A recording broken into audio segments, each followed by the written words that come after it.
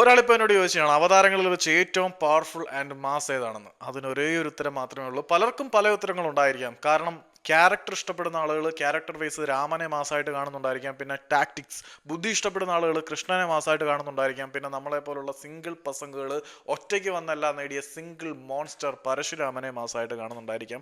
പക്ഷേ എൻ്റെ വ്യൂ പോയിന്റിൽ ഇതൊന്നുമല്ല മാസ്. ഒരു കൊല മാസമായിട്ടുണ്ട്. അതാണ് നാലാമത്തെ അവതാരമായിട്ടുള്ള നരസിംഹം. കാരണം ഹിരണ്യകശിപുവിന് കിട്ടുന്ന വരം അത്രമാത്രം സ്ട്രോങ് ആയിരുന്നു.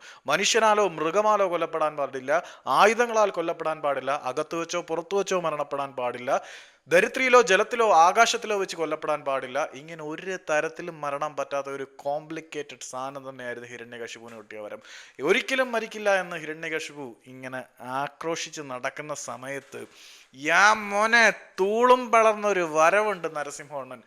മനുഷ്യനുമല്ല മൃഗവുമല്ല, നരസിംഹം. അകത്തുമല്ല പുറത്തുമല്ല, ഉമ്മറപ്പടിയുടെ നടുവിലിരുന്ന് പിടിച്ച് മടിയിൽ അങ്ങോട്ട് കടത്തി. ധരിത്രിയിലല്ല ഭൂമിയിലല്ല, ആയുധങ്ങളൊന്നും ഉപയോഗിക്കാതെ നഖം ഉപയോഗിച്ച് നെഞ്ച് വലിച്ച് പൊളന്ന് കൊന്നങ്ങ് കളഞ്ഞത്. കാരണം അത്രമേത്രം കോംപ്ലിക്കേറ്റഡ് ആയിട്ടുള്ള വരവൊന്നും വേറെ ആർക്കും കിട്ടിയിട്ടില്ല.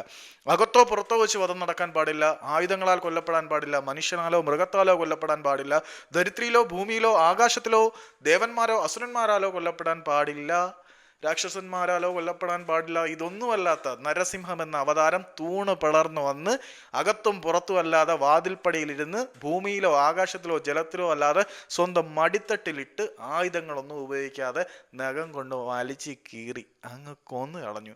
ഇതിനെക്കാട്ടി മാസായിട്ട് വന്ന് the one and only single night hero Narasimham അല്ലേടെ ഏറ്റവും മാസ് സാധനം.